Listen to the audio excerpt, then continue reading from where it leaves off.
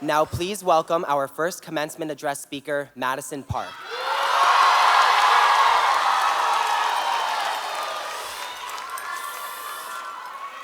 Hi. My name is Maddie Park. I'm a senior in the Creative Writing Conservatory, and I will be attending Pitzer College in the fall, majoring in media studies with a concentration in critical theory.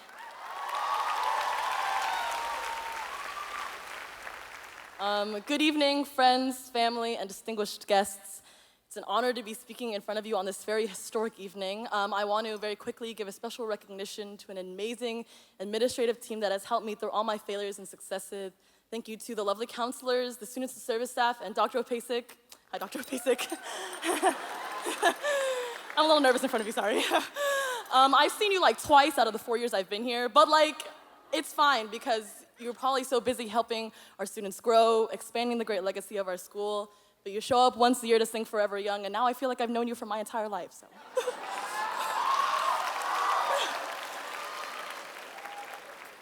I want to ask one last favor of my graduating class. I want to ask you to all close your eyes.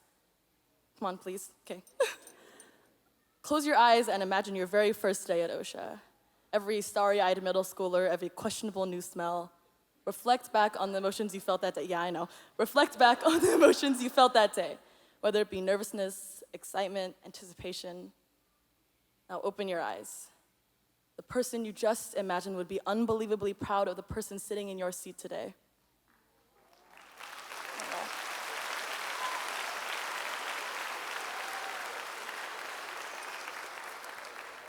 I'll be nothing but honest with you. I thought my first day at OCSA was going to be my last. I came from a fairly small private school in Yorba Linda, and my graduating class for middle school was like 60 kids, so you can imagine what a culture shock OCSA was for me. By my second week at OCSA, I was determined to leave and never come back. And despite my desperate desire to attend my neighborhood high school, my mother reminded me the golden rule of thumb, which is that you have to try everything 3 times before you quit. So with this in mind, I planned to stick out what I thought would be my last 3 days at OCSA.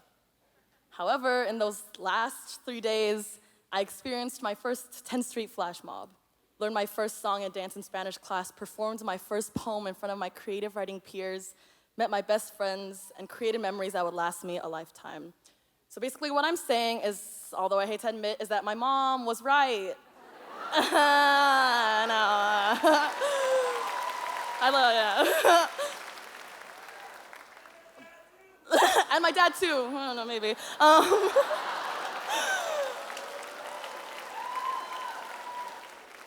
I also learned what I would carry with me for the next 4 years at OCSA and beyond, which is that you must embrace unpredictability.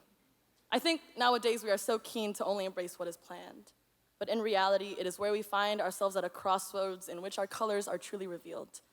It is in times of inflexibility and instances of the unknown that shape us into the shining geniuses that we are and will continue to be. OCSA has crafted me into someone that finds solace in what I do not know, what I will never know, and what I might come to learn in the future. Embracing what you aren't familiar with is scary, intimidating, and quite possibly deadly. But yet, with all this, I'm standing in front of you here today, graduating, proud, and most importantly, equipped with the resources to succeed, knowing that I attended one of the most unique high schools in the entire world. Oh, stop it. If I can quote my favorite rapper, Socrates says that I know one thing, which is that I know nothing. OCSA never taught me to know everything in this world, but instead, OCSA taught me to hold dear to my heart what I am passionate about and never to cease to expand my horizons. Embrace what it is that challenges you, always be open to what is new and frightening, and always remember that it's not that the world isn't ready for you, but maybe, it's not the world that's not ready for you. I'm reminded daily of what it means to be a student, what I'm to learn, how I'm taught to perceive the world. There is so much to what it means to walk this earth with knowledge. OCSA and schools all across the world are meant to be sanctuaries for the youthful, the fervent, and the bright. In our current age and age, it is easy to be blind to what is truth. And I hope, if I'm to deliver one message to my fellow graduates, I hope it's that we know that we are what's next. Our beautiful, passionate hearts are being passed the baton to change what we feel is unjust, to lift up stifled voices. It would be shameful for me to stand on this stage and not honor those who have been affected by senseless hate. We, the class of 2018 will see tomorrow in place of those who are not granted the same opportunity. I take this with great pride and responsibility, and I hope you do too.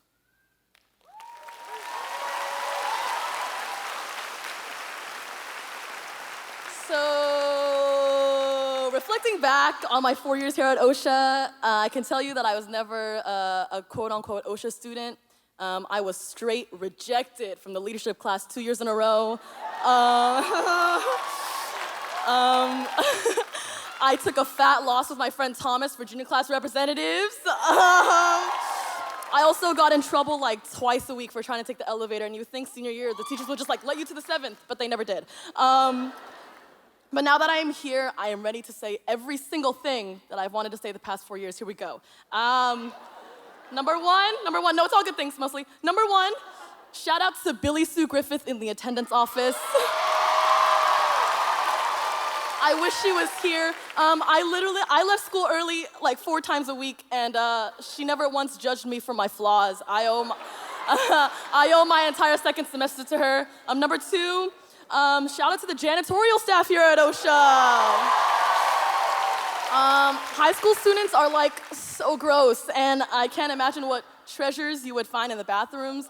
Thank you for always providing me with a comfortable space to laugh, cry, and waste class time. All right. Number three, shout out to every teacher that had the great blessing of my presence. I am so sorry for constantly wasting your time with incessant questions, my inability to be quiet during lectures, and my deepest, most sincere apologies for always being that one kid that emails you at 11 p.m. asking for extensions because I had a show, but I'm in creative writing and we don't have those. Yeah.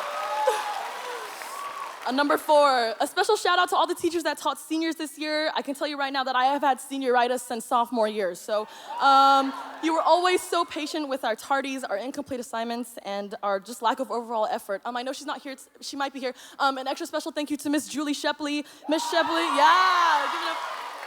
Miss Shepley, I showed up to your class a record-breaking 5 times second semester, but you were always like still kind of excited to see me when I walked in. Your enthusiasm is contagious, and I will tell you that I will never forget how to draw an AD, SRAS, LRIS graph in my entire life. Number 5, shout out to Mr. Chesick. Mr. Chesick, where are you? Mr. Chesick? Mr. Chesick? I don't know. Mr. Chesick? Good evening, General. Mr. Chesick, I just have to say, I'm terrified of you. But one time I had to go to your office for some reason, and you greeted me with the most unexpected and kind smile. And that's the day I learned that just because adults look like they hate you doesn't mean they always do. Number 6.